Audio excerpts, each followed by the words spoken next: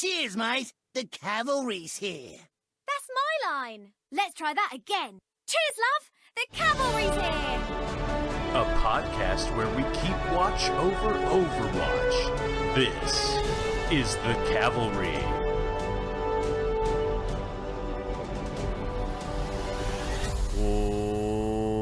What's up, nerds, and welcome back to The Cavalry, the show in which we keep watch over Overwatch. My name is Slambo, also known as Matt Zorns, and this is episode number 101, and boy, do we have a doozy in store for you. So thank you guys very much for tuning in. We appreciate all you listeners that have enjoyed us for as many episodes as we have gone on for this journey.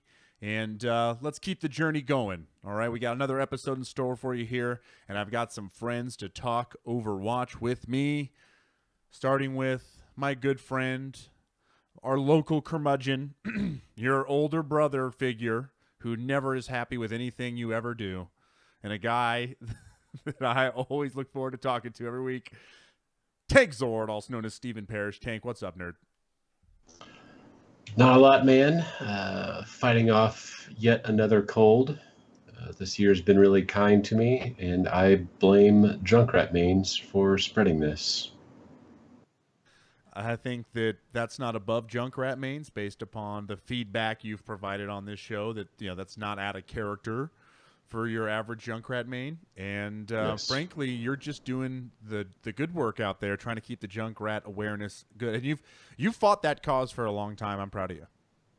Very long time. Hard-fought battle. There's few of us remaining since his buffs, but, with enough effort, maybe we can get that character deleted. I'm going to quote an artist here, but you hold your convictions like a stubborn door with a rusted hinge.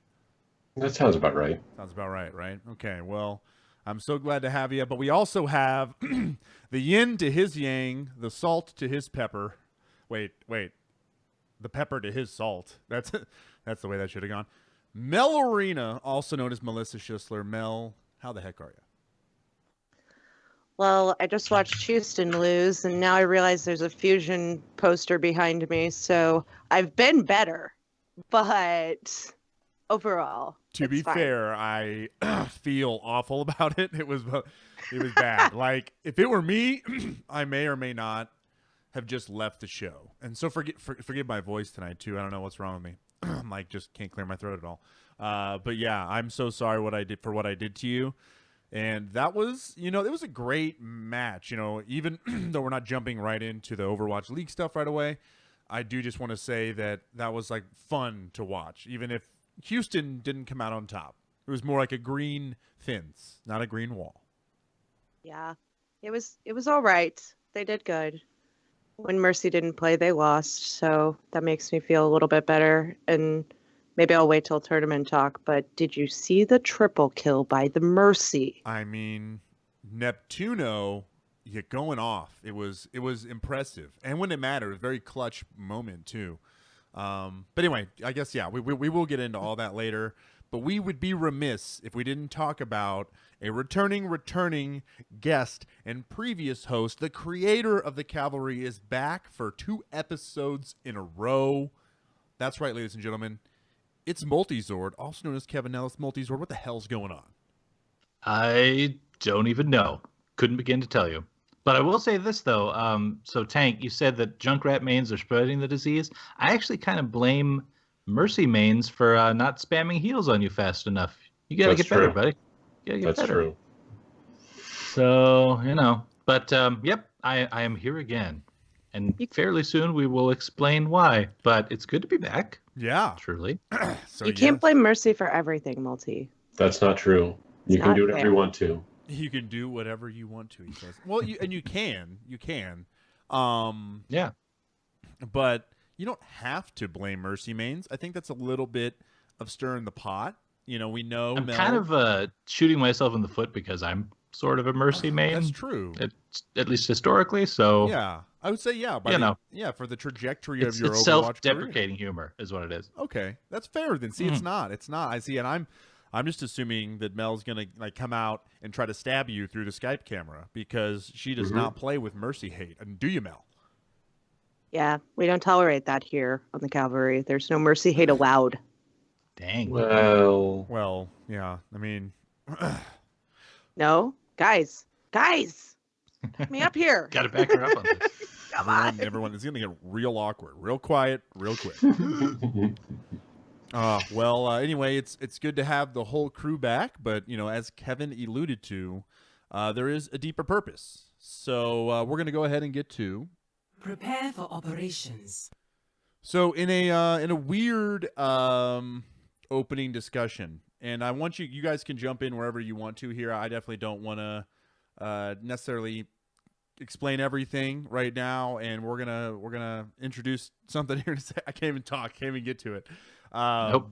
But let me just lead by saying that when we ended episode 100, none of what we're about to talk about was the plan. All of this has kind of evolved very quickly over the past week in conversations behind closed doors, and I've had to really look inward and think about what's going on in the world of Overwatch, in the world of podcasts, and in our lives. So without really trying to beat around the bush anymore than I have, is that this is going to be 101 and done. This is going to be the last episode of the Cavalry. We are proverbially throwing in our hat for a myriad of reasons. And we wanted to address it right away at the top of the show, but we want to just say that we want to have a normal episode. We want to go ahead and do our thing. We're going to have one more last hurrah with the crew, and we're going to cover everything just like we normally would. And then at the end of the episode, we will dive deeper into more of the reasoning and a little bit better of an explanation. But we didn't want to just like kind of spring it at the end. We'd rather just kind of really just be honest, upfront, and transparent that this is a very important and special episode, just as episode 100 was. So anyway, I've just kind of addressed it. I know I'm kind of open floor here. Does anyone else want to say anything before we really kind of just try to move on and have a great episode? Yeah, it's kind of crazy how 100 and 101 are both super important episodes, but for like opposite reasons. But so it goes. I mean, again, we'll kind of hash it out a little bit more near the end, but yeah. I totally agree, though. We should definitely have a regular episode prior to that. Absolutely. Yeah, I feel like I can't say anything Yeah. to have a regular episode, so I'm just gonna wait. Well, but it's good to like Until the end. I feel better already. Like I got it out without crying. Like Yeah, at all. I got a that little was tear-eyed. good. So we got it out. I feel better. Like it's out there. But Tank, I know you're not feeling well. Tank is very sick. He pounded the medicine, Dayquil, I think this time, not NyQuil, and he's here. So I don't know if he's going to be here the whole time. So Tank, is there anything you want to say now, or do you think you're going to be able to make it with us? Oh, I'm making it. Okay, he's here. yeah. He's sticking it out. All right. It may be some of my best incoherent ramblings yet because I don't know where I am. Medicine Head Tank is the best version. So, yeah, absolutely great point. Then let's go ahead and guys, let's go ahead and let's jump into our next segment. Let's have another episode. If you guys want to know kind of more what's going on and why, stick around to the end of the episode. But let's go ahead and head into.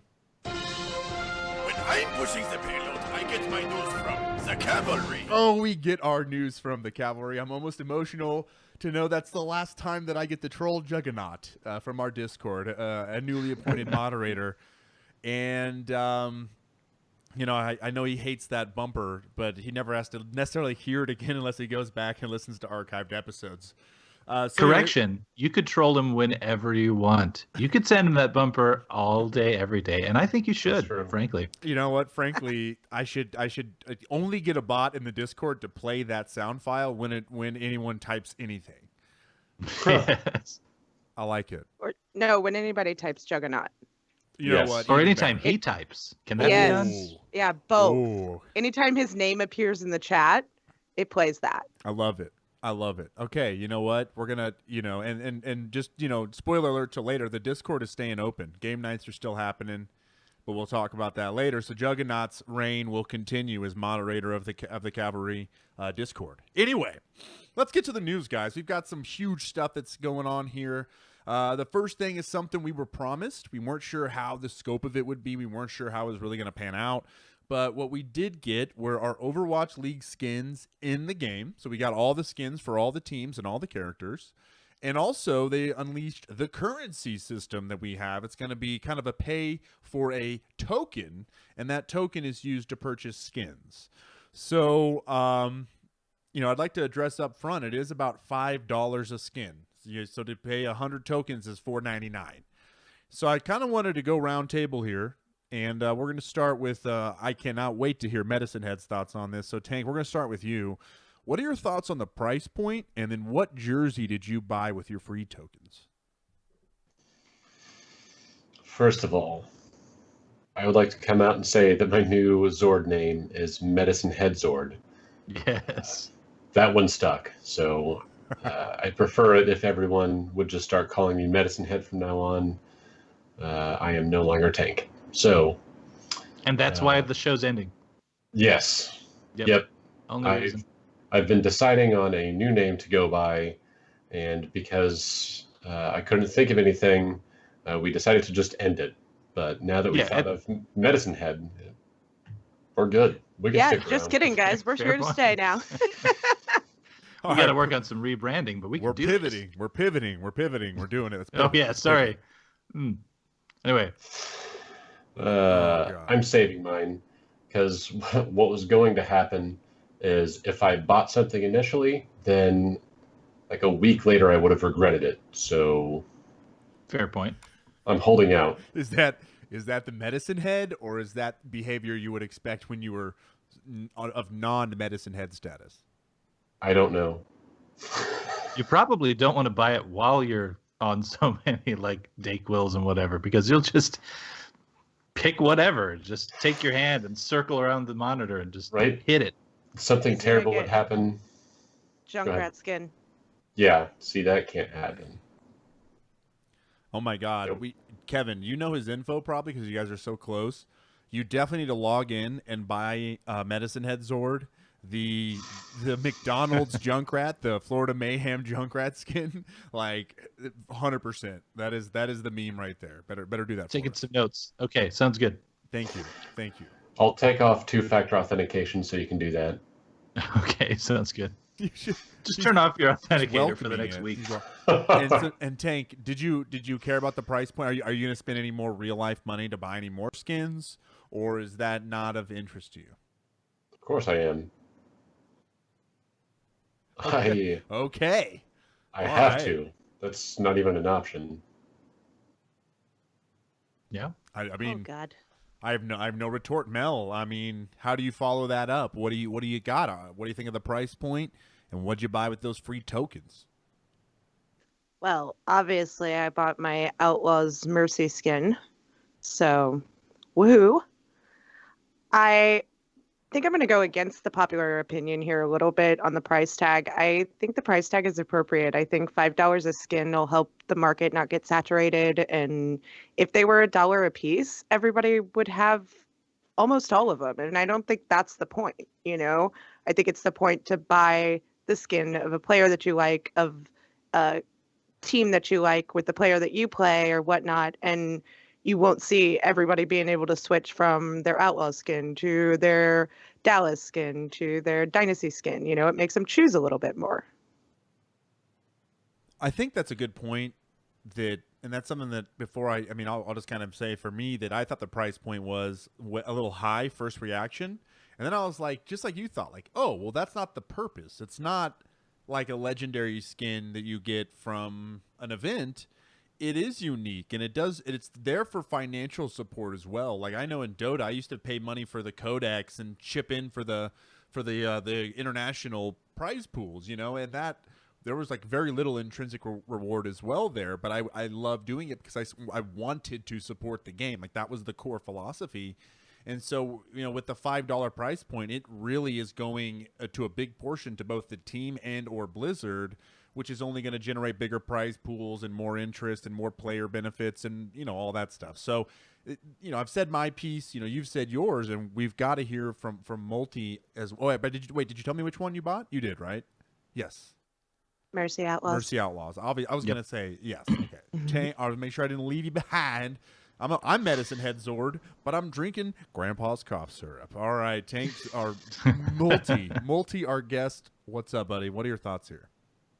I mean, I definitely like the philosophy behind it. The price point is kind of whatever. I mean, it's just right at that amount where, like, if you really want it, you can get it, and if you want a particular skin, you can.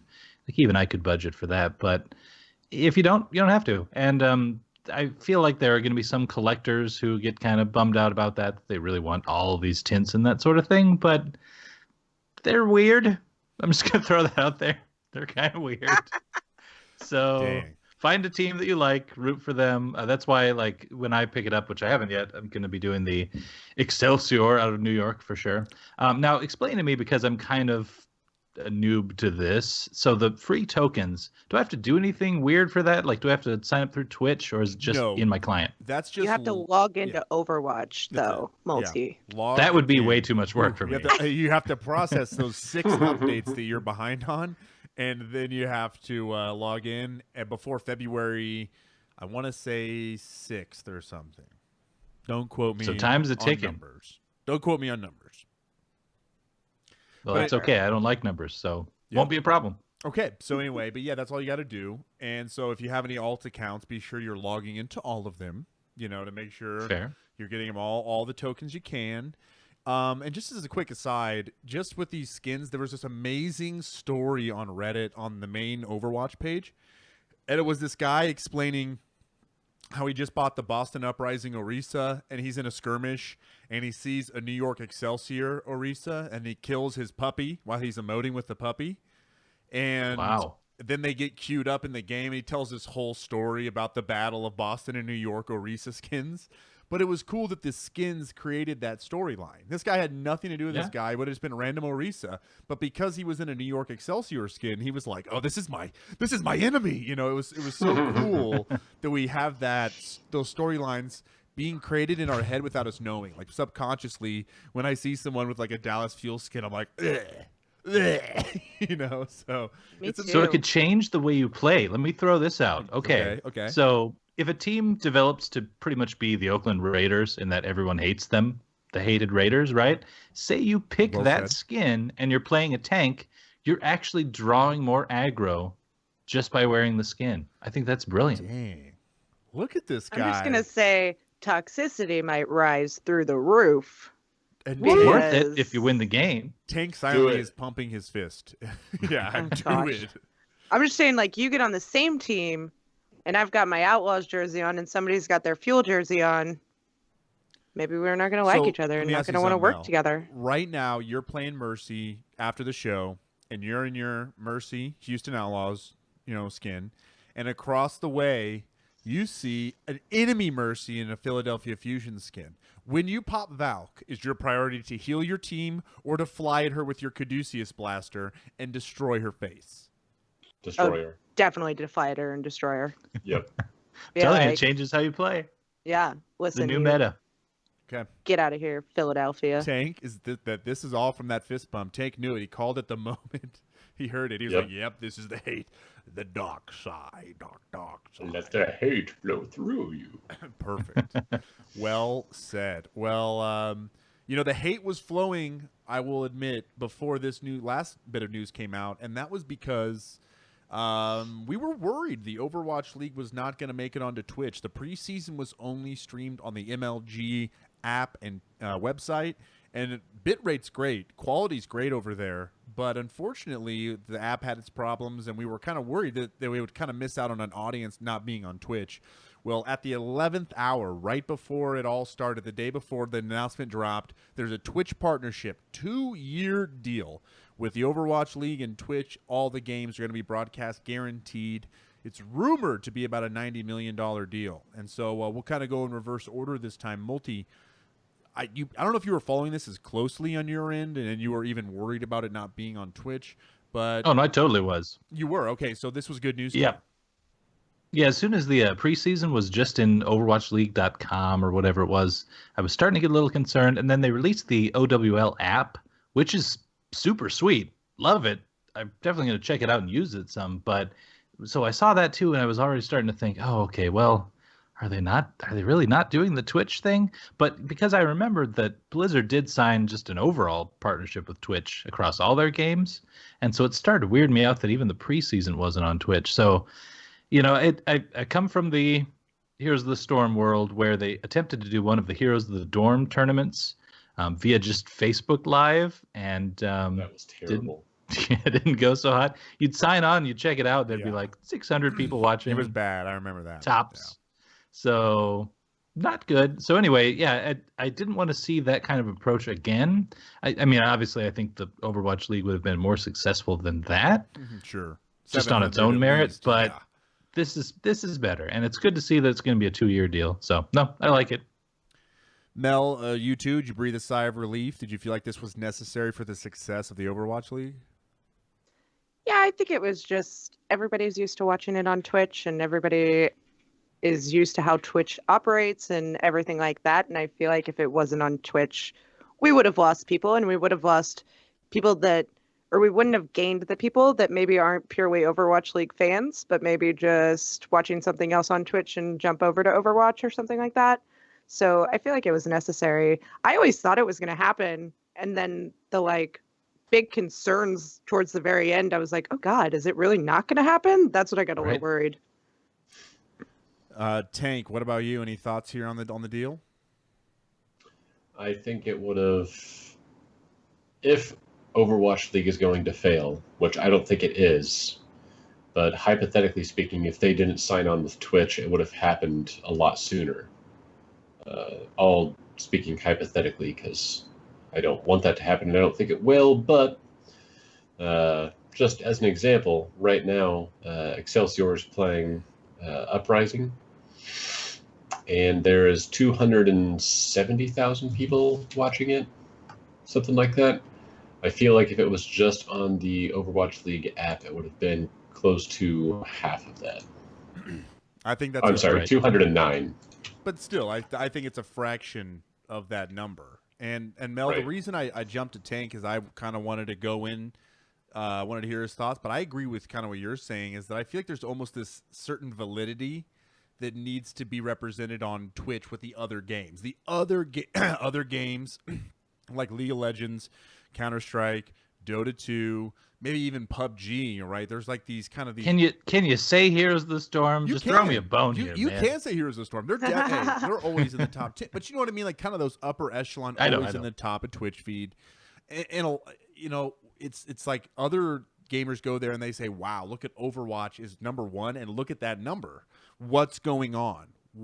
And then just that click, not everyone's going to stay, but a certain amount of people are going to go, wow, look at the spectators. Look at these colors. Look at this. Look at the numbers. Look at it's New York. New York has a team. Boston, kind of being able to connect the dots. I'm sure it's retained somebody. Like, I'm sure it's worked for some people. Guilty. Yep. Well, I mean, and let's kind of segue into this is that, yesterday, day one of OWL, 450,000-ish concurrent viewers between the Korean, French, and English streams. That's just on Twitch. That's not any of the MLG numbers. That's none of the Chinese stream numbers. And I know we're probably not going to retain that consistently, but we're at 200 right now with kind of a matchup that not everyone's excited about. It's a regional matchup type of thing. But I think it's, just kind of all connected to it being in the launcher now. And it being when you go in the game, there's a tab for Overwatch League and the skins rolling out. And if you guys go to the, anyway, I'm going too deep. Tank. No, that's all cool stuff. Is 450,000, is that beyond your wildest dreams, or is that, what do you think? No, I think that's actually really good. On average, when you see outside of the international for Dota 2, which pulls in like 750,000 viewers, and I think 2 or 3 seasons ago for the World Championship for League of Legends, they had, I don't know, I think it was around 800,000 or so. There was a lot of people watching it on Twitch, but on average, that's extreme. I'd say for just your standalone tournaments, most of those only bring in 150 to 200. So to be at 450 the opening week is pretty solid. And even for a lesser important game for most people, 200 is still really good. So I'm not at all upset by those numbers. And numbers upset me often. So yeah, I was gonna say I have a feeling there's like a lot of other numbers like what we got for World Cup. I think if I remember, we were pretty peak when the USA Korea hit, but most of the time we were happy to be at 70, 80,000 for most of the World Cup, I think. So to see that much of a jump, it's just crazy. And to see a lot, and I don't mean this negatively, I mean this in the most positive sense, to see some more of that casual fan base start to latch on is what we need. We need the passerby to do it. And, Mel, I'm going to get to you in one sec, but it just kind of sparked a thought that a guy texted me last night from my work who come to a couple game nights. His name is Justice for All. His name is Matt as well. And he comes to game nights, but he's kind of casual. Works full time, does his thing, plays for once in a while. He texted me, he was like, whoa, I didn't even know this was starting. I think I like Dallas, just kind of already understanding his allegiance. He's a huge NFL fan. And I just thought, this is it. This is the guy we need to keep. So Mel, just kind of on that, talk about the numbers, and then what do you think about the whole capturing? What type of viewer are we looking for? I think we're looking for all types of viewers. I think we need the hardcore viewers. We need the casual viewers. We need the just one team viewers, where I think it'll be interesting to see which teams get the most viewers and kind of see which ones are the most popular. What do you know about the exclusivity of the Twitch contract? Don't they have exclusive rights? They essentially do, but all of the broadcast is being done from MLG Studios. So they have just kind of an inherent right to broadcast it still on their channel. So no other major streaming platforms like YouTube Gaming, I guess, is really the only other one in the game, I would say. I know there's another one. I want to say it's like, God, Blackout TV or some. I'm fumbling on the other one. But you know what I mean. I guess, yeah, ultimately, that's why we can see it there. But there would be no other. Yeah, the exclusivity is absolutely intact otherwise. And so, Multi, any kind of thoughts here? These numbers, and it's not a dig. It's just like, if Heroes of the Storm had these kind of numbers, you'd be doing the electric worm across the camera right now. Right? No, and speaking of numbers, if Blizzard or Twitch could just give us one of those $90 million that was part of this deal, we could keep the show going. We'd do it for a while. A few years. That is not wrong. I would quit my job. Yeah, I'd be good. We can be bribed. Easy. We can definitely be bribed. We can definitely be bribed. So, yeah. Anyway, that said, no, I mean, it is exciting for sure. I think that the initial numbers are going to be a little higher just because of the hype of it finally coming around. It's going to dip down as people just kind of get used to the season and the flow of things. I think it'll stay consistently high, but maybe not that high initially. But then I really do think it's going to ramp up to the finals, the very, very end of everything in season 1, and super shoot through the roof. So I'm just hoping that they're able to build up that hype throughout this entire time and make that just insane. Topping League of Legends and CSGO. Yeah, and that's why I think you're dead right, is that they just have to. We're going to see dips. It's going to be peaks and valleys for sure. What teams are playing, what matchups are. If we're kind of near the end of a stage and two teams are like at the bottom of the stage, it's like whatever.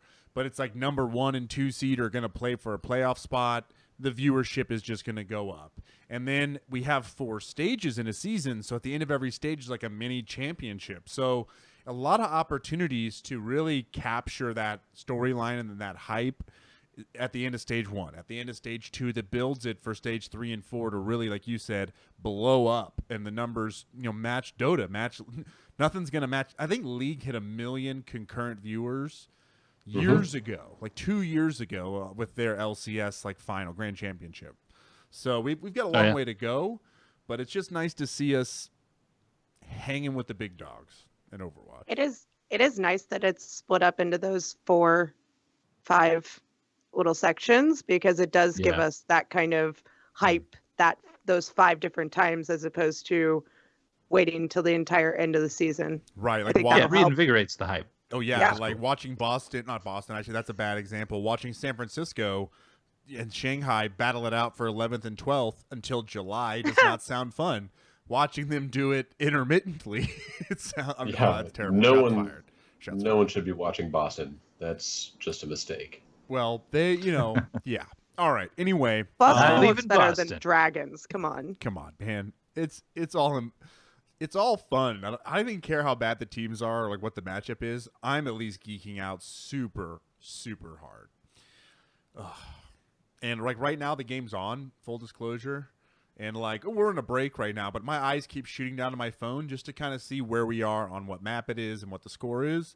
But I want to hear similar casts, so I'm super sad I'm not listening right now. But I'm gonna go back and watch the VOD tomorrow. All right, guys. Hey, the breaks are pretty sweet though. The highlight reels in between, just play of the game after play of the game after play of the game. Pretty fun. The production value is very good, and we're gonna get to tournament talk. I have something to say about that too, Kevin. So remind me to say something. Oh gosh, I just noticed all of our cameras got messed up. I think I fixed them. All right, there we go. I fixed it. Nice. Okay. Anyway, goodness gracious, let's guys, let's look back, to where this was a joke that we started somehow between me, Kevin, and Steven, and it turned into a religion, if you will. And so, this is our last trip. It's our last Sunday where we get holy. Let's take it to the Church of Kaplan is now in session. Put your hands together, Kevin. Praise him. Praise them. Praise him. That's right. Yeah, okay, I got it. Let me point out first, though, the religion does not end here. I'm That's going to right. have Jeff Kaplan on my tombstone instead of like a crucifix. I'm going to have Jeff Kaplan at my funeral. We were cooking and Jeff Kaplan's interview came up on the TV, and my wife, I go, "Hey, that's the guy I have a church after," and she was like, "Think about I've what you said just similar said things. out loud. Think about what you just said out loud." I was like, "I know. I like I even, don't take it back. even in retrospect, zero shame in that moment. Like, okay, yep, Oh, I yeah. said it. So That's a fact. Get Do you want really me to say it serious. again? I Get told my really- wife about the Yule log, and I was like, "Yep." Anyway, sorry, Tank. Just get really serious and look at her and go, "I regret nothing." That man is my savior. I've done worse, to be honest with you. So, anyway, for the Church of Kaplan, praise him. Yes, the church will go on. There was a developer update. We didn't address it during episode 100, as that was dedicated to really looking back at the podcast in review in the year. And so we were purposely saving this update to be talked about on this one, and I'm kind of glad we did because we didn't get a lot of Jeff Kaplan news otherwise. So it's a good opportunity to kind of cover what is coming in 2018, because that was the purpose of the developer update. So how we're going to do this is, Tank, you're going to read number 1 and 2, and then give us your thoughts on anything about those stats. So go ahead. Can you go ahead and tell us what's coming in 2018 from our notes? Well, I don't typically read anything on the show. This is going to be tough. All right. This is honestly just a medicine head ploy. I wanted to see how it would go. Yes. I'm getting stuck on the first one. Blizzard World will release soon. What are your thoughts on that? Wow. How I soon? did Tank? it. How soon? That's pretty good. Everyone. It's the first sentence I've ever read. I'm so happy. Proud of you. I'm super excited about Blizzard World. I think it's going to be really tough to play on that map because there's so much To look at. happening. There's so Right. many Easter eggs. There's so many things happening that I feel like I could see myself playing Widowmaker and just scoping in on the random things that are happening across the map, and my team's dying and losing, and here I am just having the best time ever. Just, oh my god, did you see that thing? It's flying. Look at that. Oh. And then, the game's over. 80-day tank. I legit did that at BlizzCon. I was like, ooh, a griffin. Oh, I believe it. I'm dead. I'm guessing you weren't the only one. No, that was definitely true. So that's a good point, Tank. And then how soon do you think, Tank, when are we going to have this map? Give me a date. So that video was released last week. That's fair. So today's the 11th. I'm going to guess by the 25th that will be out. All right. Lock it in, folks. Okay. If it's not out by the 25th, Pitchforks at Tank. Go ahead and find him on the Discord or in the game, and make sure you pitchfork him. Send me lots of hate and images of pitchforks. It's the only way I'm going to accept it. Yep. Number 2. This is a big one. They are working on Hero 27. They are close, and the hero is fun, but they want to prioritize having the best hero possible over a set release date. I gotta Nailed tell it. you, that was a lot of words in a sentence for the medicine head, and you executed it perfectly. I gotta tell you, you are a master's level sentence reader, speecher, if Man. you will. I speech so well, I'm not even sure how to react to what I've just accomplished. I'd like to thank the Academy, the Church of Kaplan, for making this all possible. Praise him. Praise him. And most importantly, I'd like to thank hero number 27, whoever you are. If you're not a little monkey inside of a hazmat suit that shoots poison at people, I will revolt. And you will not hear the end of it. Thank you. Wow. You know, that just makes me hope that we never get that character even more. Yes. What? No. No. Let the hate flow through you, Mel. This is the dark side episode. Just because the cavalry is going away doesn't mean my hatred towards Tank goes away. That is actually That's something. true. That's something What you've about made for the very greater good thing? No, it is, Kevin. But she's said this now twice. Once in a private discussion, and now publicly. She is okay. reiterating that the hate will continue. The rivalry continues. I'm glad Yes. that's one of your main talking points behind closed doors. It's like, well, I'm not happy the show's ending, but I'm still gonna hate Tank. Right. It was odd that it went that way, but it happened. Yeah.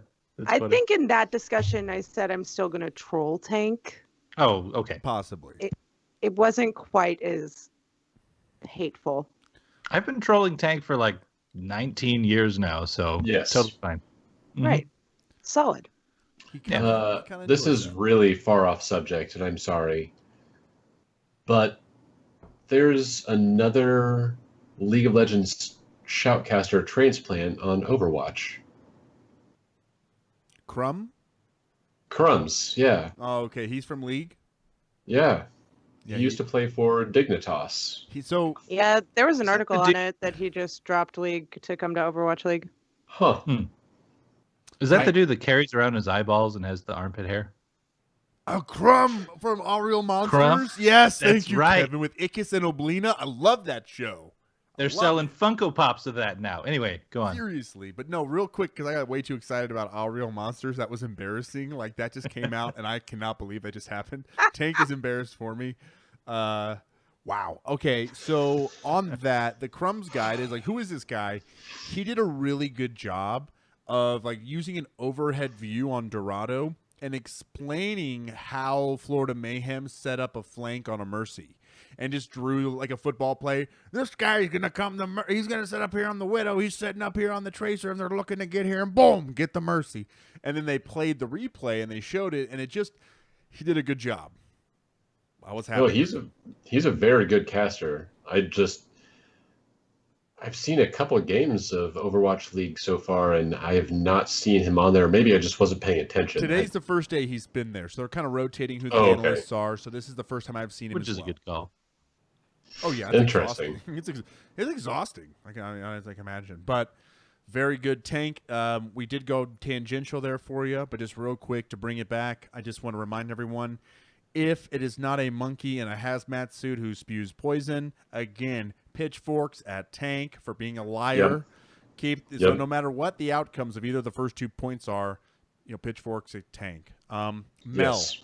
we'll go ahead and have you do 3 and 4 and kind of give us your thoughts along the way. Okay, 3, they really want to expand on actually telling the lore and story. Does that mean that we get more shorts? I freaking hope so, or more consistent comic I releases. think so. Yeah. I think they were talking about more shorts that specifically addressed like how did the heroes respond to Winston's call in Recall. So How many heroes do we have left for shorts? Do you know? that haven't been in them at all. A lot, over 20, I want to say. A good chunk, yeah. Maybe 19, 18, but I feel like we've got a lot left. I mean, unless you count like Genji and Hanzo, they each get, is that both of theirs, that type of deal? Sure. Or is I that think just so. Hanzo's? But And then you got wanna like see more of Reaper's them been together. in 3 of them. Ugh. yeah, Ugh. I want to say this. This is my kind of conspiracy theory, Mel, that I just thought of just now. Is, how long production is on Game of Thrones and all these shows? They take a long time. Rick and Morty even takes a long time to put out an animated show.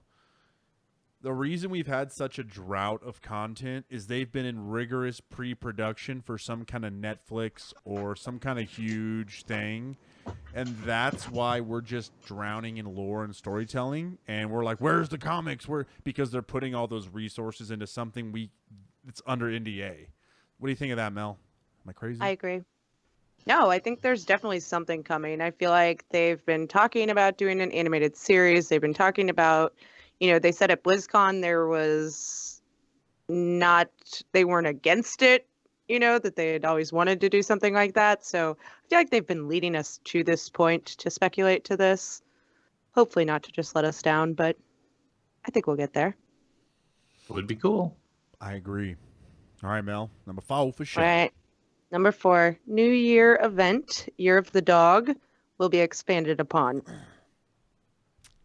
What did I've we got have? a thought on this. What did we have last year? You're the Of rooster. the rooster. Kevin, go ahead. He had a thought. Go ahead. So they're going to give all the heroes dogs. So they're all going to have dog emotes. All of them. Can we have a little dog that follows us around during the game? Like a pet. I Like think in that would throw World of people Warcraft. off.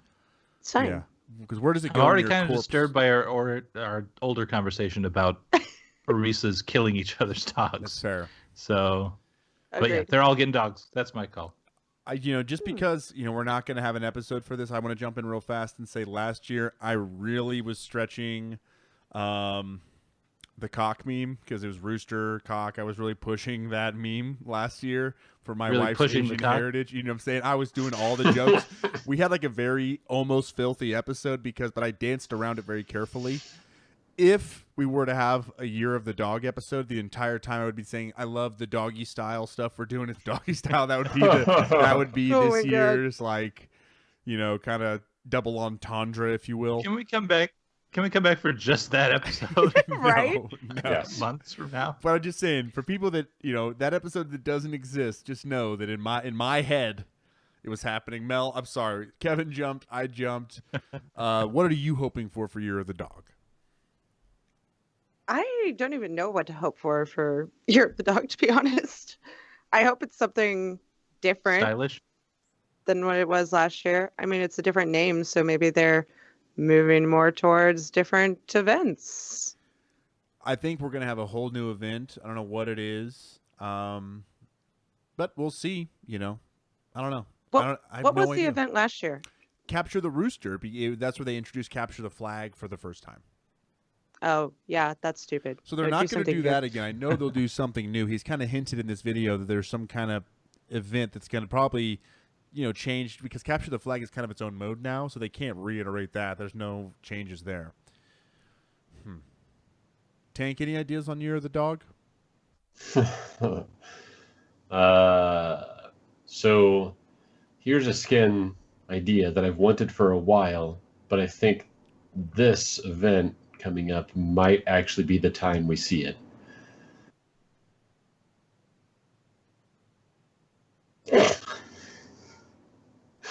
That long pause, all of you just sat like, Yeah. We all leaned forward just a couple inches. Just tell us. We're What is waiting it? with bated breath. He doesn't really have anything. no, I do. It's just I saw Kevin lean in, and then Slavo's eyes got all, God, what's he gonna say? And then Mel's just waiting to say something snarky and mean. Whatever. Anyway, I've wanted to see I've wanted to see Roadhog in a dirty onesie that he found in the junkyard. And I'm thinking that we're going to see Roadhog in a dirty dog onesie. Like all torn up and him just like the whole thing pulled over his head. Lock this in. I love it. Dirty. This is something he's been thinking about It's for like a a really dirty long adult time. PJ onesie, right? It's not too late. The Blizzard art team might still hear this. With like the and little they might like go the back. ears and the hood tank. Yep. Oh, Tank, Exactly. You are That's dropping perfect. fire right now. That's amazing. That's amazing. Wouldn't that be sweet? I would. Yeah. That'd be like the only skin I would wear on him. I would actually put down my Dynasty Roadhog skin just for that. Wow. I was thinking, because I wanted a skin with a onesie, and I was thinking through how it would look on everybody, but Roadhog would kill it. Kill it, dude. Great. It makes idea. the most sense. That's good. All right. Well, Tank, I think nailed the year of the dog, so there's no one else that can go and follow that act. So, Kevin, why don't you finish us off with the developer update and number 5 and 6, the last two? Yes, Kevin, Sure, I would really so- appreciate it if you finished us off. Finish really soft. Okay, I can do Is that. doggy style? Finish us off, doggy style. Does it work that way? I guess you could. Is You it could just- bad Anyway, that I don't care about the explicit now? So, like, I'm ready just to let loose. yeah, I mean, it doesn't matter at this point. Fuck it. So, Right. anyway. Oh, give us that tag, iTunes. Anyway, so the Uprising event will return. Oh, I'm supposed to do this softly. I'm sorry. The Uprising event will return and be expanded upon, and so will the anniversary event. Which, okay, so on these Uprising, when it comes to that, I mean, I liked it the first time around. My guess is, and I've heard this kind of floating around a little bit too, that the thought is, the previous one was in the past, kind of the first Omnic War, and that the thought might be that this next one would help actually develop the Overwatch story and delve into the kind of brewing current Omnic War. So like present tense. And then obviously next year it'd be even cooler to have a future one where it's super futuristic and they all have laser guns and stuff. I don't know. But then where do you go from there? If you do past, present, and future, then what do you do year 4? Even further future. We're talking like end of the universe shit. Futurer. Oh god. The Futurer Uprising. Guys, it's more future. Come on. Futurer sounds Most way better. futurist. Well, Yeah. what if we do pastist? No, that doesn't make sense. They could do it Get though. out The of I think future that one was our could be first- like Oh, go ahead.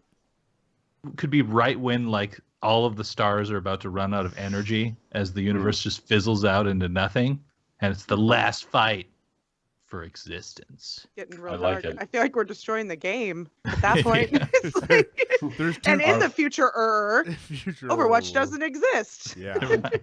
The last hope for humanity is a Roadhog in a onesie suit. I feel like, Looks at like a dog. that point, it's just like a Frieza Goku situation where the planet is destroyed with the fight. So that's Yep. kind of like the winner. It's over after that. It's like the end of it.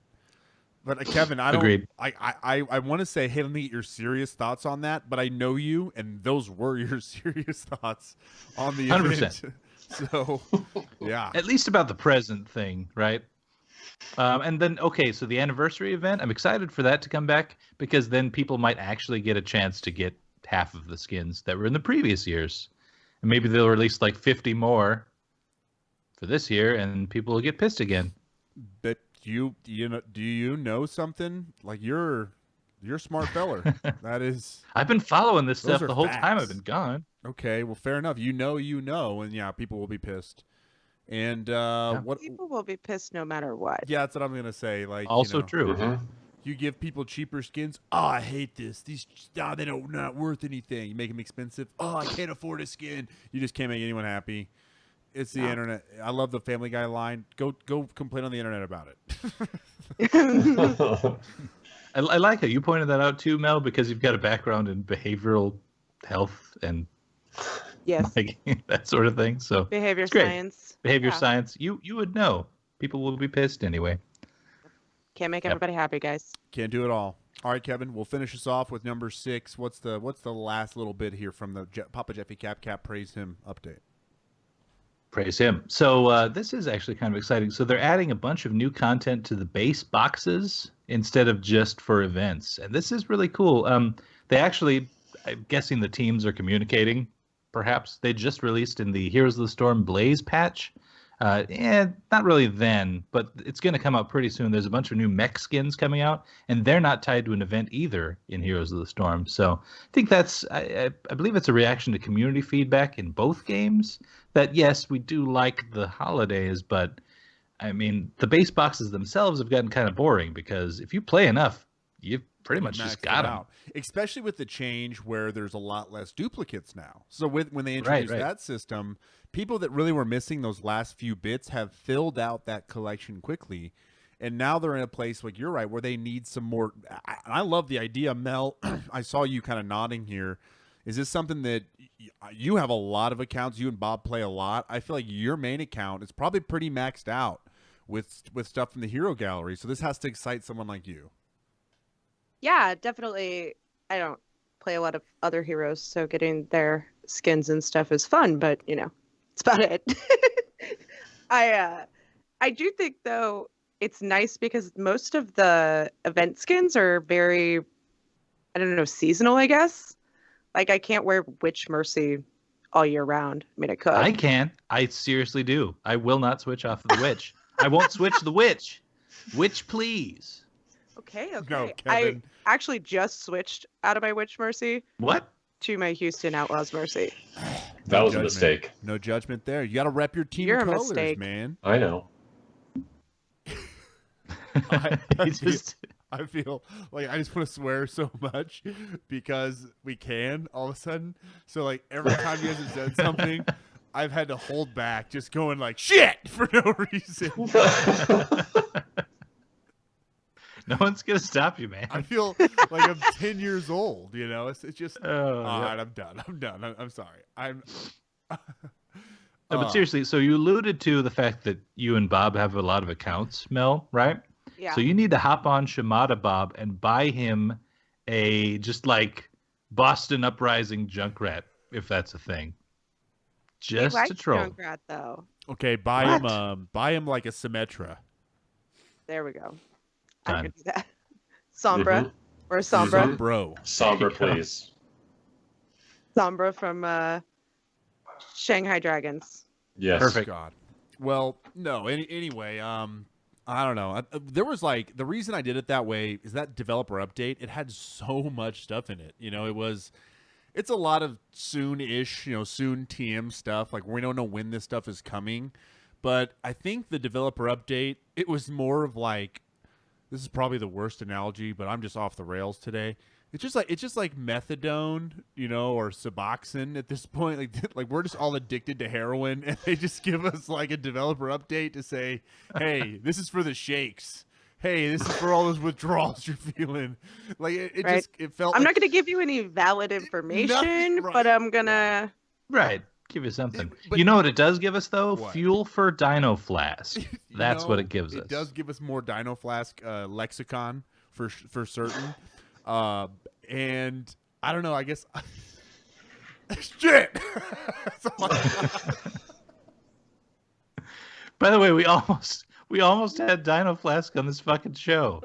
True. Almost. I was this close. We had talked about it several times, and in the end, he was just Yeah. like, "Oh, I don't know, man. Yeah, he just canceled like, last minute for no reason. Like this is definitely It was our time gonna be to so call good." out all those That's flaky all right. guests. All these people like, yeah, I'll do your show, and then just disappear. We thought Moon was going to bail because he kind of did once. The reason we had to reschedule is he just did not show. Let's just be honest. He just did I know. not Jake show up. Slambo and I, we're all sitting here like,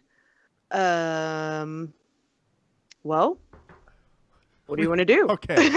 In How a long mo- do we sit here and wait? In a moment of honesty, we were all pissed. Okay, we were freaking pissed, and we were all like, "Yeah." Huh. And then he showed up the next day, and we're like, "Oh, Moon, woo!" We were all suckers immediately, dude. Nothing wrong with that. It was a so good glad interview. you don't hate me. Yeah. And then In-Boss pretended to be me or Tank Sword at BlizzCon when Moon was like, Oh, yeah. the cavalry? And he was like, yeah, I'm from the cavalry. Yeah, he's like, Mel, Tank? And I'm like, no, that's not. And Buzz is just like, yeah, hey. And he's like, did you just try to out me that I wasn't on the cavalry? I go, you're not on the cavalry.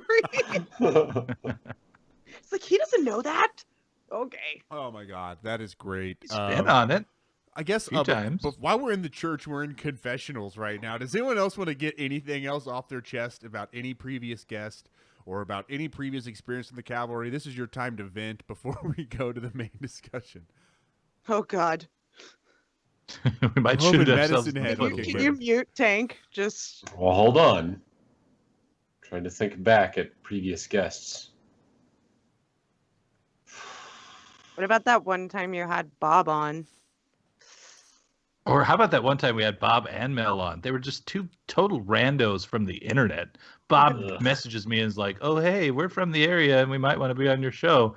And I'm like, I talked to Tank about it and he agreed. Yeah, okay, sure, whatever. Terrible idea. Yeah, I regret that decision. Only 50%. Do you get it? Shots fired in There it Twitch is. chat. Priest says that the show is ending because I did not attend enough game nights. I'll take it. That's actually I'll what take happened. I'll Yep. take it. All right, that's fair. Oh, yeah, because Tank was always there. Oh my God. I'm there in spirit. All right, Mel, I'm going to call you out real quick while we're doing our confessionals here in church. You played Hearthstone the entire time you were on our first episode with Bob, Which is awesome.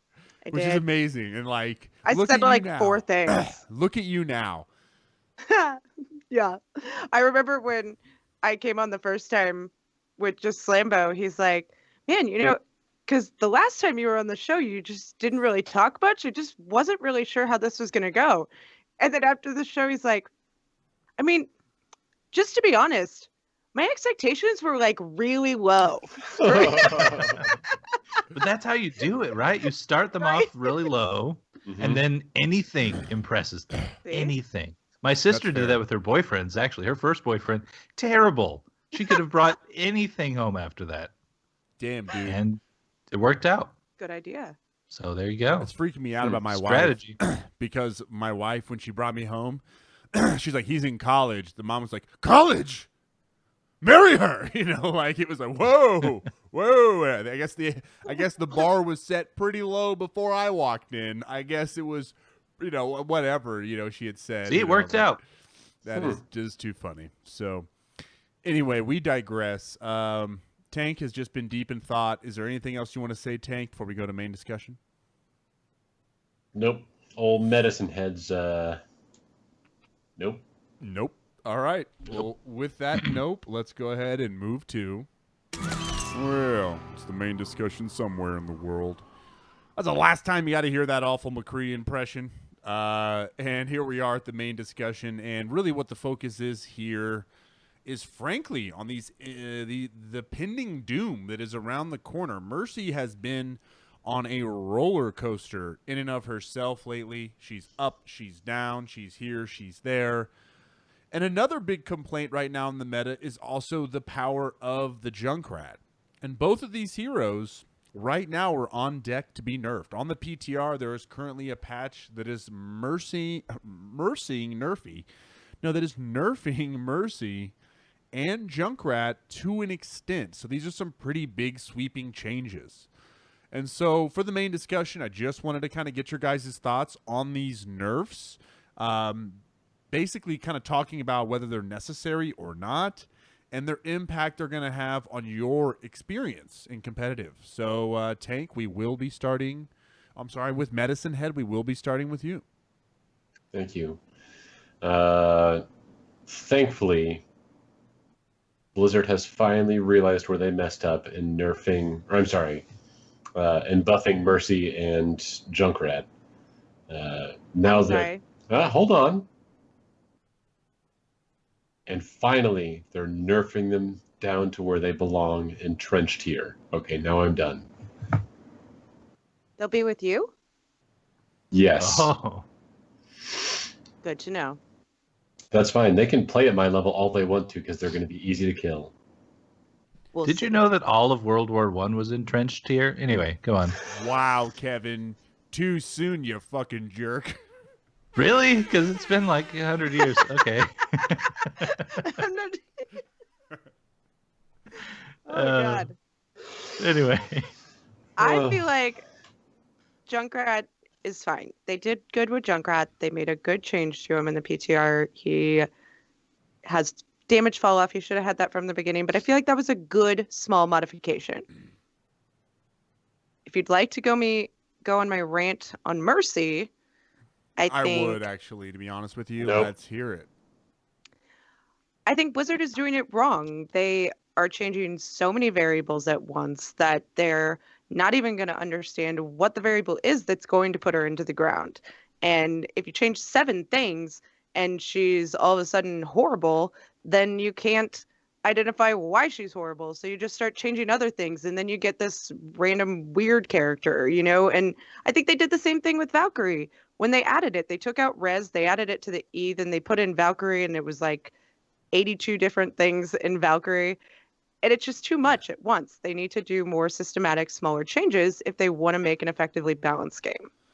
I think that your overall philosophy, it's based in, it's not necessarily just a mercy point. It's an overarching point that it's better to just kind of iterate smaller changes than everything. Tank is back awake.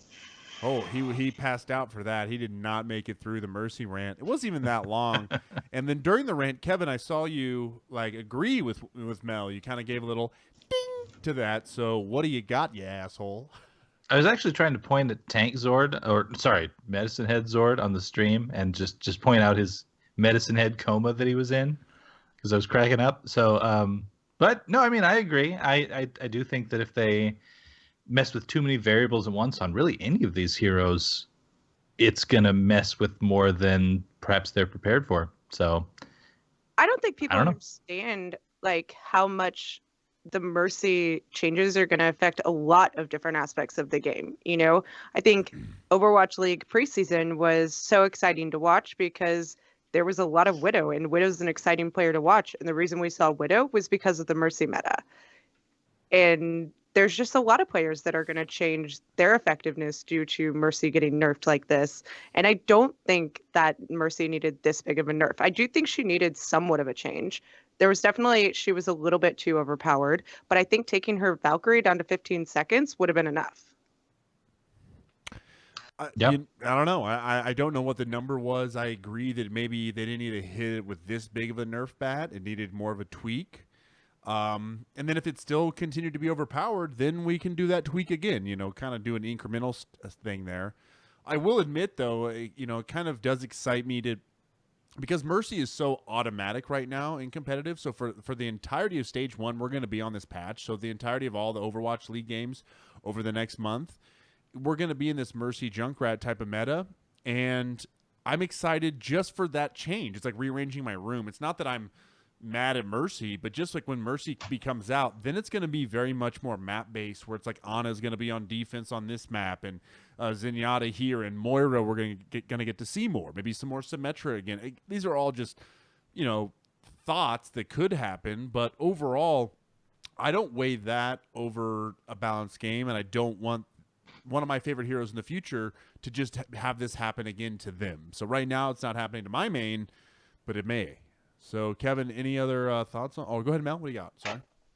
Well, I'm just saying, I think if you take Mercy out of the meta, you're going to replace her with Lucio. Lucio will be a must pick again because of the speed boost. Lucio was a must pick before Mercy meta, and now he's going to be again. So you're just going to put Lucio right back into the meta. You're not going to get two different heroes. Reminds me of that Archer meme. Do you want Lucio again? Because this is how you get Lucio again. Oh, yeah, it's a good point. Or wheel shoes. Good. Wheel shoes. Wheel shoe over here. Fruit boot over there. My team's dying. Oh, my whole team's dying. Rest your heroic. Fruit boot over there. Yeah. Mel, I've got some solid advice for you though. Okay. Hit us. You should pick a main that doesn't attract a lot of nerf attention. like Tracer, who's never been nerfed or buffed. So There you So go. write that down, is what Tank says. You Write should that get down. good. I am good on Tracer. Kevin, I know you haven't been playing a lot, so as far as your experience goes, you haven't necessarily lived a lot of the Junkrat and Mercy meta. But maybe as a spectator, is there any bit of excitement about these changes, or do you feel disappointment about the changes? I mean, I'm all for Junkrat nerfs. It's kind of weird when he's good in the meta.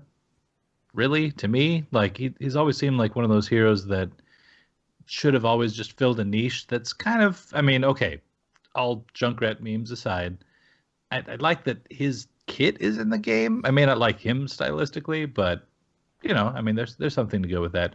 But I think the damage fall off could help with that.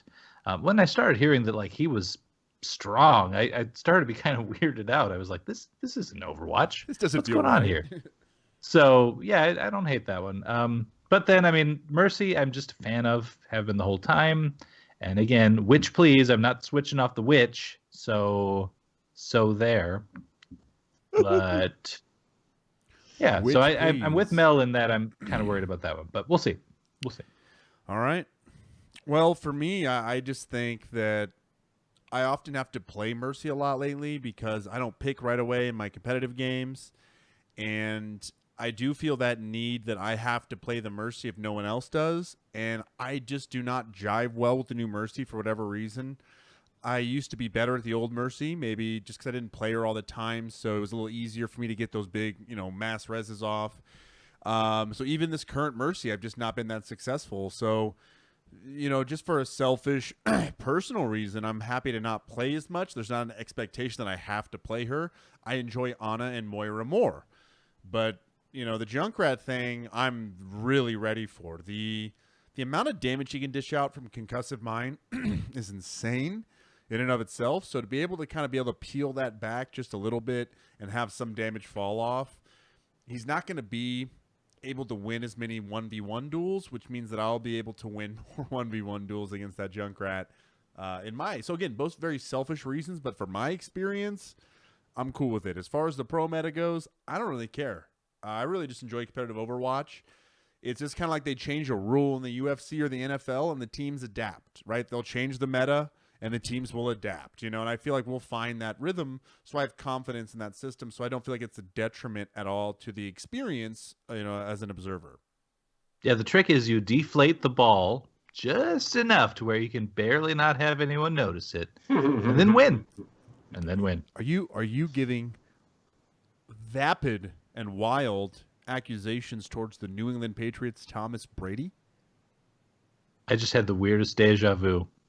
Weird. Just throwing that out there. Anyway, That's weird. That's weird. maybe I've done this before. I don't know. Fuck. Well said.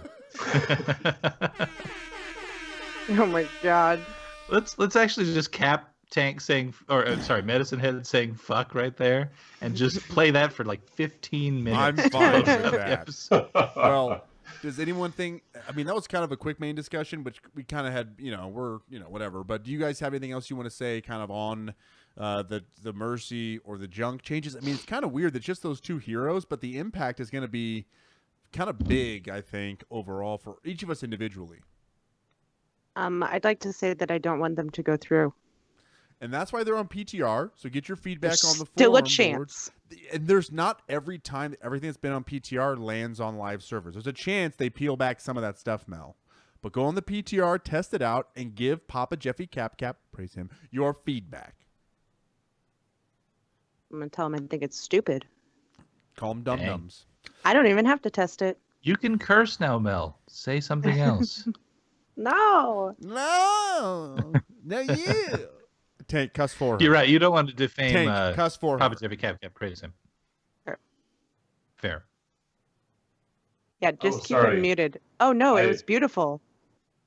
You got to see the word "fuck" come out very eloquently. All right, I feel we are like children. I think it's just like all that pent up rage that we've been pretty edited on this show for a long time. Okay, all right, guys. Well, with that, we don't have a ton of stuff left on the show. But let's go ahead and get to our last major segment. Wow, we got right past him here. This is amazing. We've never had in years of cats. Here on Tournament Talk, it is all Overwatch League. I talk about it all the time. I somehow always incorporate it into this show's notes, and I do a second show about it called Overwatch League Network. Sure. And I don't know. I just love Overwatch League, so I don't really have a ton to say about it, but this is my chance to really talk with you guys about what we've seen so far. The problem is that we talked a lot about this for the previous parts of the show. We talked about the viewership. We talked about it being in the game. So we might not have a lot to say here in Tournament Talk, but I just kind of want to give your final thoughts on, the Overwatch League and really ultimately kind of what your expectations were and where they are now. So I guess, Tank, we will start with you. I like it, and I'm happy that it's where it is. The look on your face as you said that. Dude, like, were you paid to say that by Blizzard? Were you reading that off a goddamn cue card in front of your face? I like it. I'm happy to. He's got this. He's got this huge NDA that he's signed that doesn't allow him to say anything else. Man, like, very insightful. Very insightful. I'm not allowed to talk about it. You're about as deep as a creek sometimes, my friend. So I love it. Are you gonna watch? Are you watching right now on your other monitor or anything, Tank? Yeah, if you notice that it looks like I'm looking up, that's because I'm watching New York Excelsior in Boston. Yes. Which Boston took a map. Yeah, Yes. they took game 2. But I think just as we speak, New York Excelsior just took the last map. I think that's 3-1 New York. Yeah. But Boston took a map. They did. That's pretty serious. It's pretty good. Which New York's actually a solid brings me team. to one of my concerns is Okay. I'm kind of worried that the disparity in skill levels between these teams might start showing itself. Like I kind of would hate to see just blowouts on either way. They're not really super fun to watch. I mean, it is fun when the lower seeded team takes a map off of the higher seeded team. But my kind of concern on this, and I'm saying this because I've been following the Heroes of the Storm HGC so much, it's that over time, the top teams kind of form their own top echelon. There's like a middle-ish tier, which is super fun. Honestly, those are the fun games. Watching two mid-tier teams fighting against each other, you just don't know what's going to happen, and those are the close ones that are really interesting. And then there's some that bottom out. So my main concern, honestly, with the Overwatch League in general is that this will develop over time and start to sap the excitement out of watching these sets individually. Why don't you ask Tank how he feels about the Browns? You know, like, did it no. all of his enjoyment out of watching football?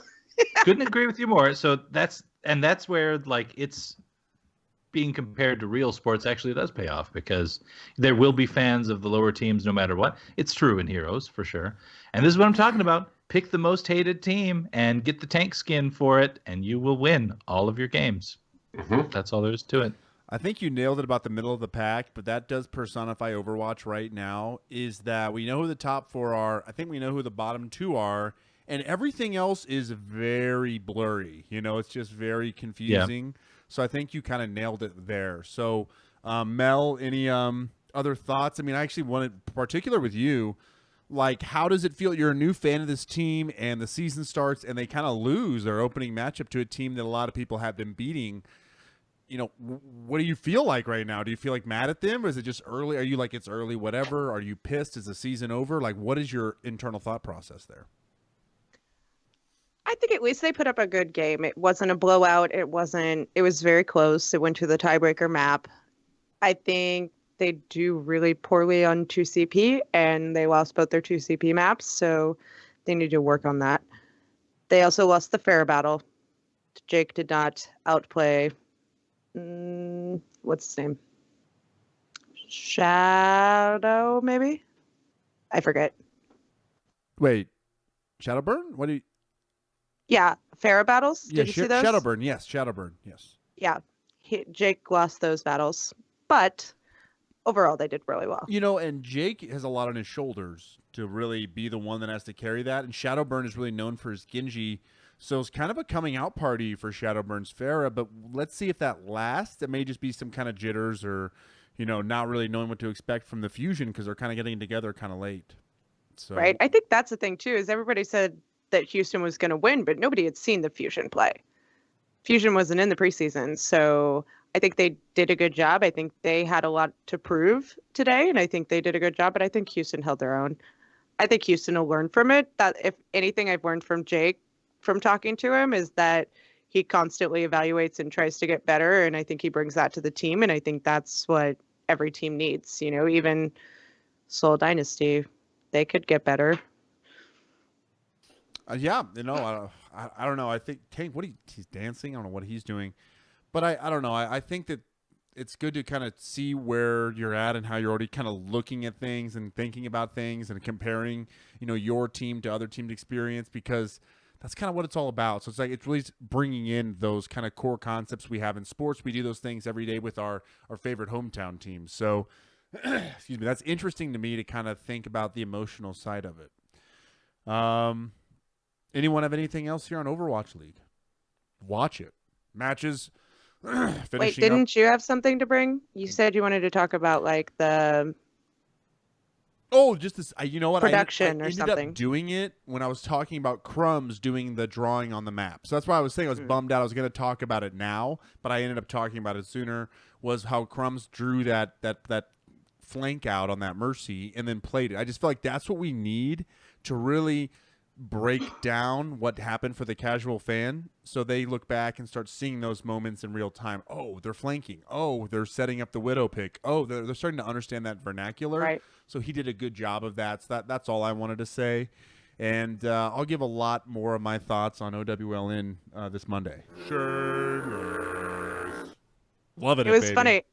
I was sitting in the OWLN chat watching the games with some people, and Pizza asked me, he's like, do you learn anything from watching the Mercies play in professional Overwatch? And I was like, yeah, a little bit, but they always seem to have, their people positioned a lot better than they are in my game. It's not always possible for me to fly over there because nobody's there. They're all in a little group in the middle of everybody else. You know what I learned from watching Pro Mercy play, though? It's to left click harder. Really, really push down on that mouse to where it hurts. Yes. I think that helps your HPS, so go for it. Definitely does. So, but just check out overwatchleague.com, download the app, follow all the action, and then I still will be a co-host on Overwatch League Network, and we'll be breaking down Overwatch League games. So regardless of what's going on with the Cavalry, be sure to tune in there if you want to get some Overwatch League fix in and continue some good content. Can we talk about their fashion choices were much better this time as well?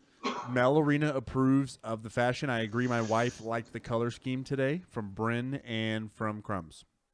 I believe that they listened to our feedback that we gave them about the buttons, because there was a lot less all the way buttoned up, and I didn't see any 2+ buttons undone. That is so cool. That was good. Found a nice balance. Let me tell you a story about that, though. So, Go okay, ahead, back go in ahead. college, there was this girl who we gave a bunch of weird speeches in this one class. It was a communications class. Total blow off. Anyway, in her speech, she was talking about how she loathed, could not stand the fact that people buttoned the top button on their shirts. It's horrible. And so I and two of my friends the next day gave our presentations with the top button buttoned. Just want to throw that out there. You're a troll. That's Todd. I won. Yes, probably. I'm very proud of whoever's you. applauding. Anyway, I also Sleepy Bear in the Discord is also a fan of the top button being buttoned. I'd still disagree with him as well. But there was also no crazy eye shirts. They did a good job going solid color or a muted plaid. That was good. It was good. All right. Okay. I'm glad to see it. You guys have taken our feedback throughout the years on the Cavalry. They've listened to our show in staff meetings. They've made changes to the game, and now they've taken fashion tips from us. I feel like we've completed the goals that we set forward. We were here to be influential. We were here to be really the pulse of the community, guys. And I think we did it. Mm-hmm. Well, Nailed it. man, okay. For our community content shout out. Oh, wait. I mean for... Ooh, this is going off. Ooh, can I get your autograph? For our last community content shout out, we're going to give love just to everybody. Go check out Heroes Never Die, the Omnic Lab High Noon podcast. Overwatchers, even though they're not around anymore. The Payload, Overwatch League. Who isn't around Daily anymore either. Recap, Right. The Cavalry, Watchpoint. even though they won't, They're be not around here. for this. Overplayed, even though they're changing their format. Watchpoint Radio, Lords of the Storm, Overwatch League Network. Help me out here, guys. Plug them all. Everybody. You go listen to everyone else. We're done. So go listen to other people. Yep. You already covered me. I've actually got a new project in the works. I don't know if I've even told you this, Slambo, but No. with Ro from Realm Maintenance potentially. So we'll see what happens. Okay, what are you doing there? So Realm Maintenance, Ro, shout out to them. What are you doing with It's them? too early, but shout out to Ro. That's all. Okay, shout out to That's Ro and check Oh, out yeah. Multizord. Junkertown Yeah, FM. Junkertown FM. Yeah, it's all just about Junkrat. I'll What's up? recap. Prepare to attack. I mean, the list Waifus of goes- Overwatch. I don't know if you've heard that one. That one has voice actors on it. It's really good. Have Really? not.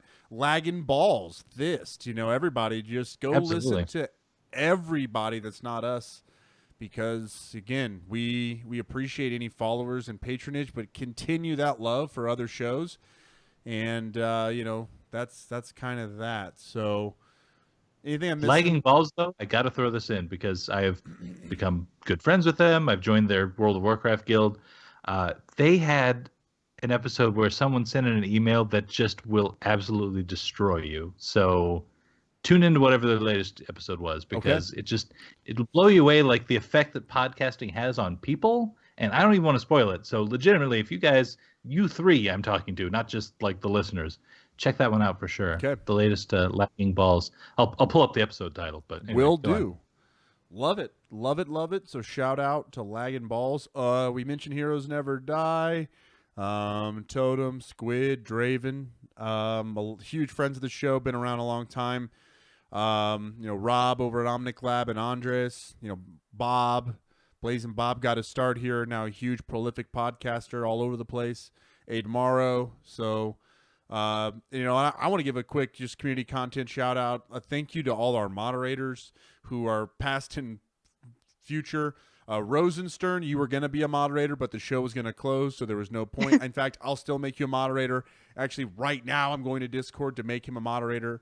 Juggernaut, Korea NA, Squidzord, Waffle Liquor. Thank you guys for all you did. Shout out to Gabius Christ. Huge listener of the show. I'm missing so many people. Pizza. Of course. Whatever. I can't say thank you to everybody, but just kind of a shout out to our community here in the community content shout out. So, yeah. For sure. Shout out. Yeah, and you can't talk about everyone because there's X number of listeners that just never hopped on the Discord to interact and that sort of thing.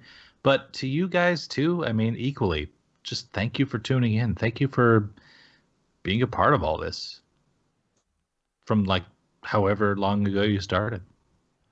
Yeah, in Am I fact, getting too serious at the end here? No, honestly, it needs to get a little serious for sure, because it just kind of hit me like, dang, it's kind of just a little different. Just hits me a little.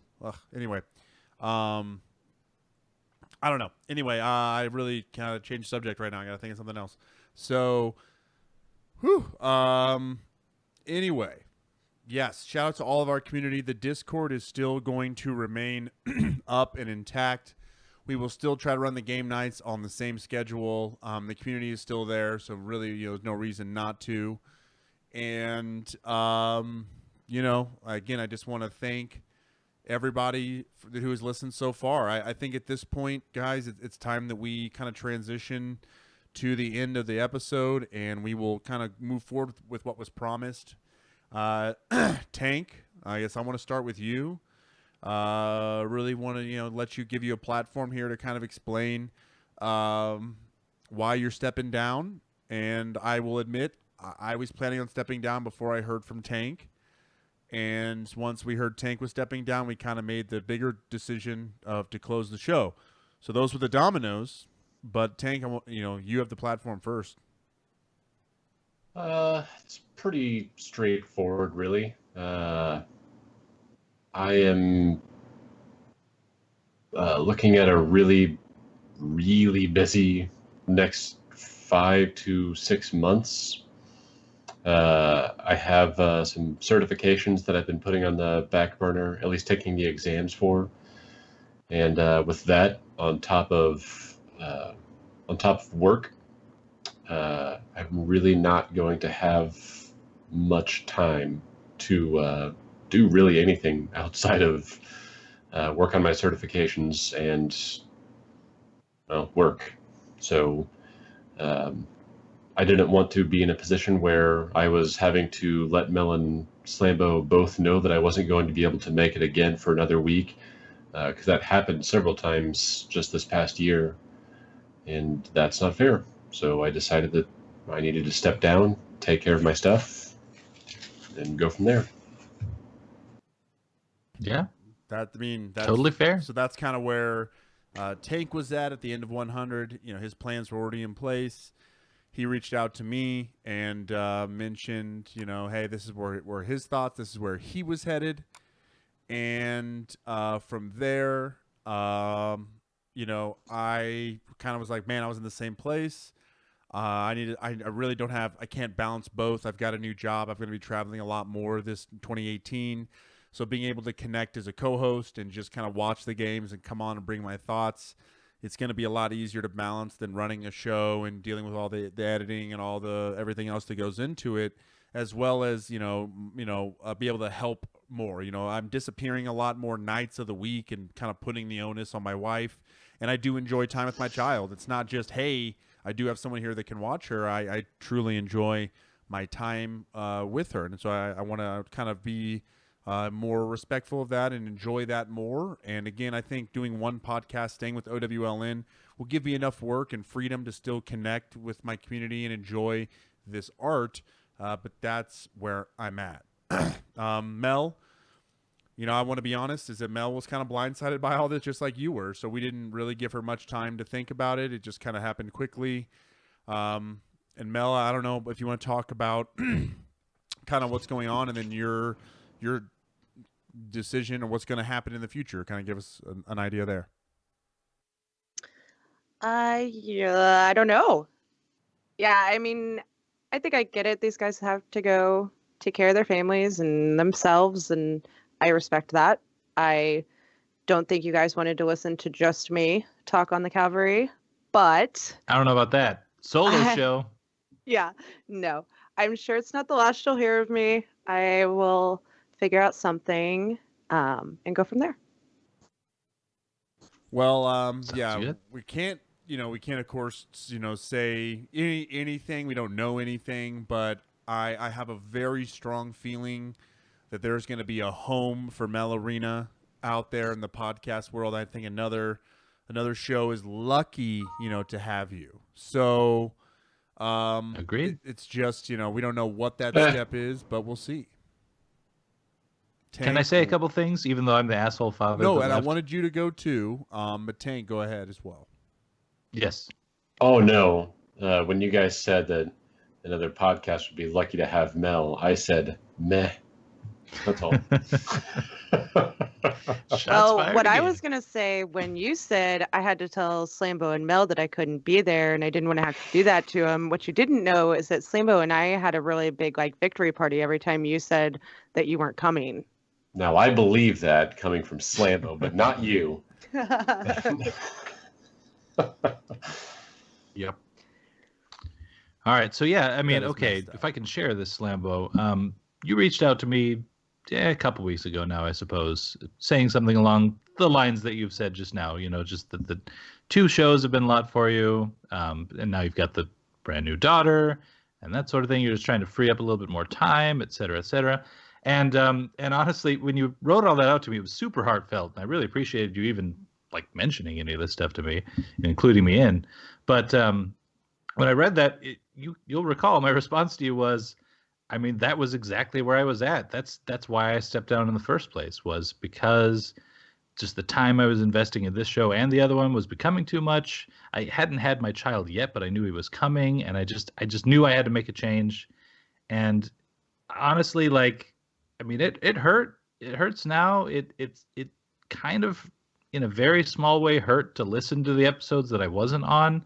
I eventually actually kind of got over that. I think I've alluded to that even last episode, where there came a time where I wasn't like trying to fill in the gaps myself, but I was just trying to enjoy it as a listener myself and come back and look at it objectively instead, which I could never do. Obviously, it's been a subjective experience the entire time for me, since I just know you guys so well. Especially Steven, who, Tank, I've got to say, like, when you look back at the history of this show, you've been at it the longest. You've been sticking with it the entire time. No matter who left and came, you've been sticking with it. And, like, when you do the show with you and I have been friends for 19 years. You're the best man at my wedding. You're the godfather of my child.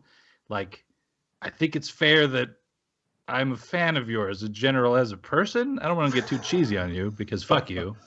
But yeah, thank you for that. But what I'm trying to say is, so okay, as I was doing the episodes with you, it was just our general normal banter. Like, we just kind of translated that into the show, and I think it was fine. But when I hopped off, I started to catch on to the fact that, like, this dude's hilarious. And what got me was, because I think you bring something to podcasting in general that people just don't get elsewhere. Because, you know, if a hero comes out in Heroes of the Storm, for instance, and it's Hanzo, and I hate him, I hate playing him. He's at level 3. I loathe the guy. I regret buying him. Hate Hanzo in Heroes of the Storm. I would never actually just say that. You could actually go back to those Lords of the Storm episodes, and I'm like, oh well. I mean, he doesn't really fit my play style per se, but you could get good with him. You just got to be able to do these abilities in this order and blah, blah, blah. No.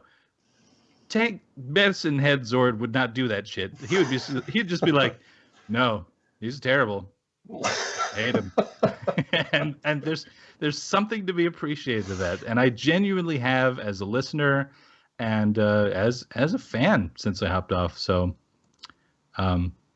anyway, I've rambled. Sorry, I've just kind of derailed this shit, but I wouldn't call that ramble, man. I was hooked on every word, and I want to just echo it and agree that, you know, Tank, you know, in particular, you have mustered the longest. You've weathered all the storms, and you've been super consistent. You've never faltered. Like I said, you are our local curmudgeon.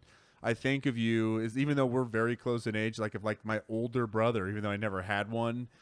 And it's not, again, not an age thing. It's just like the attitude of this, nothing is ever good enough. And it's almost endearing to your character. It's so strange that it works out that way. Are you a millennial, Tank? Totally. Goddamn millennials. No, I actually think I'm out of that age range by... Yeah, you are. It's a very small amount, but yeah. I mean, you're still millennial-ish, because you are the guy who recommended that we compare all the heroes to craft beers. That's true. I can't deny that. That actually happened. Yep. And it worked. I learned a lot about beer. I drink it now more than I did then. You did. I remember one of the beers that kind of turned you over was Lil Something Something from Lagunitas. You wrote me and were like, oh my God, I get it now. Yeah. You know, this is it.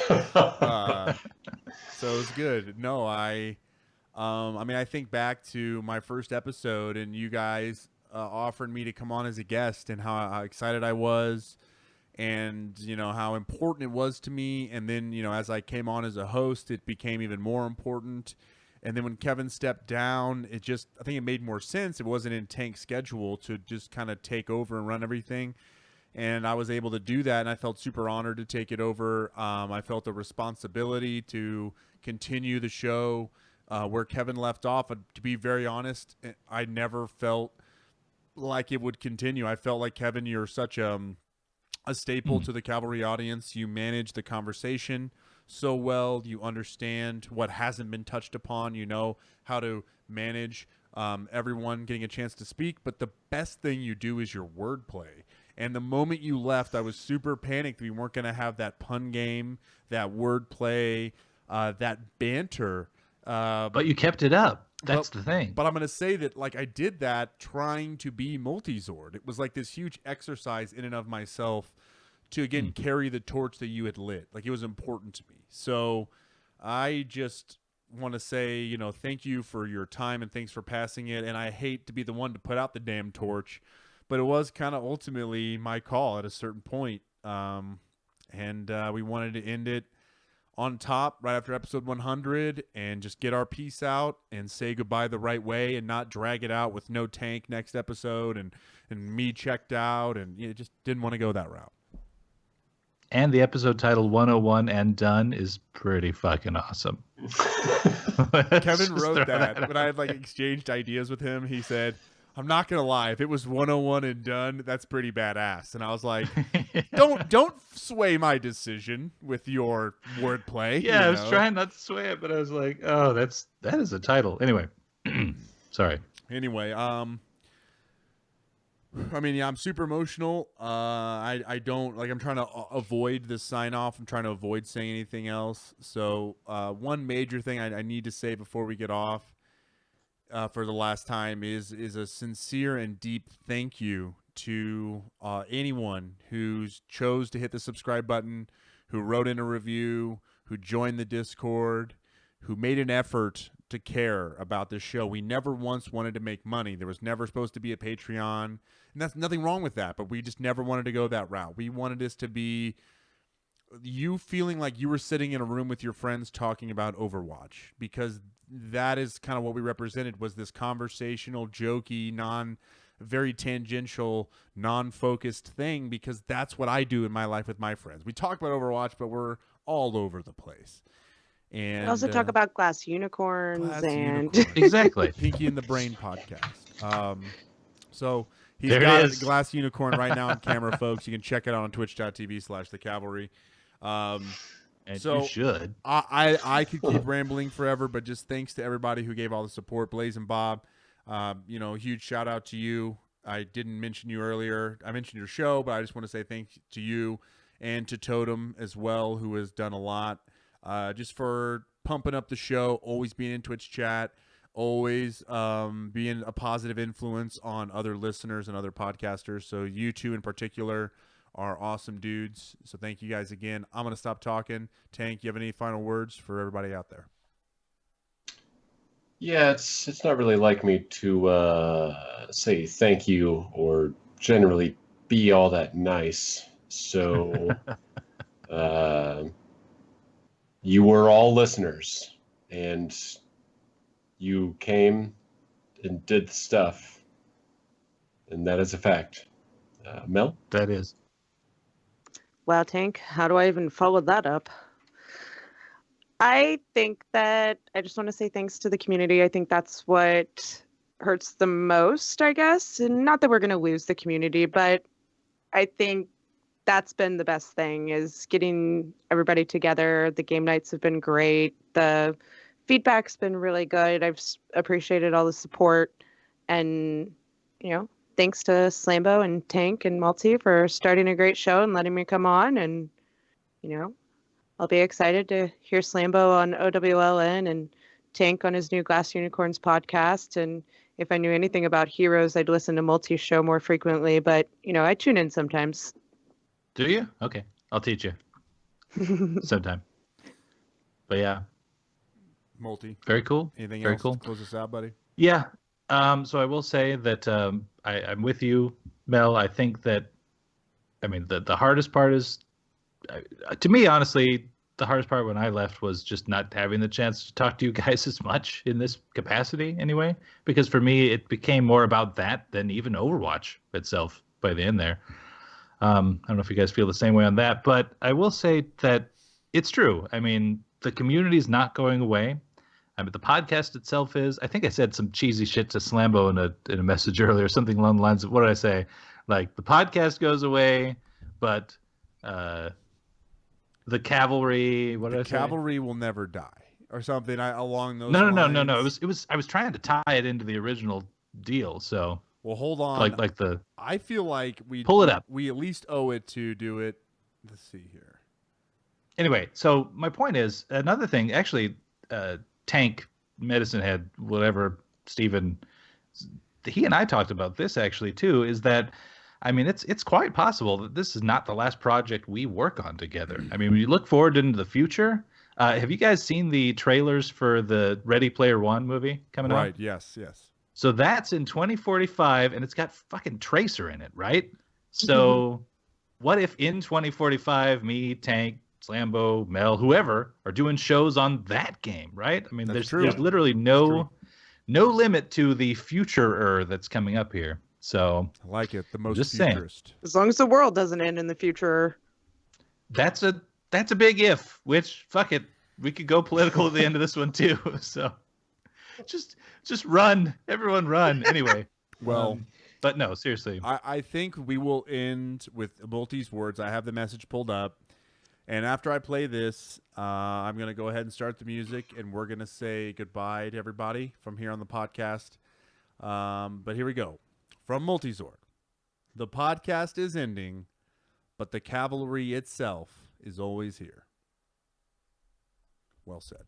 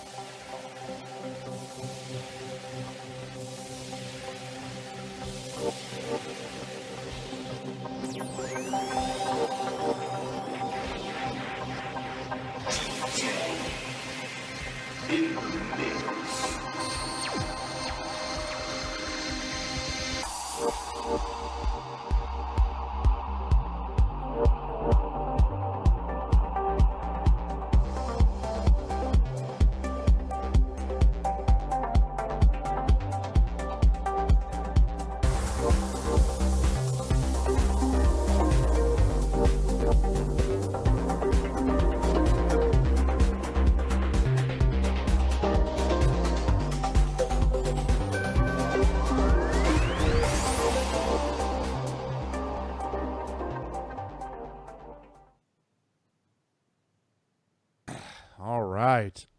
More clear audio wise. It's a hell of a dance off. I'm actually glad we went out with the dance off because I didn't have to cry at the end. That was good. That was probably good, I guess. At some point in the middle of the episode, I'm not sure why it's still here, but I ran out of disk space. Did we lose it?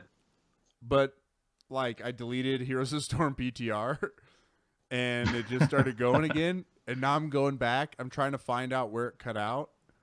And I don't see it. If all else fails, you can do what we literally did 2 weeks ago on Lots and just post it to YouTube and pull the audio. Yeah, that's what I was going to say. It's actually not bad. The quality suffers a tiny bit, but it's not bad.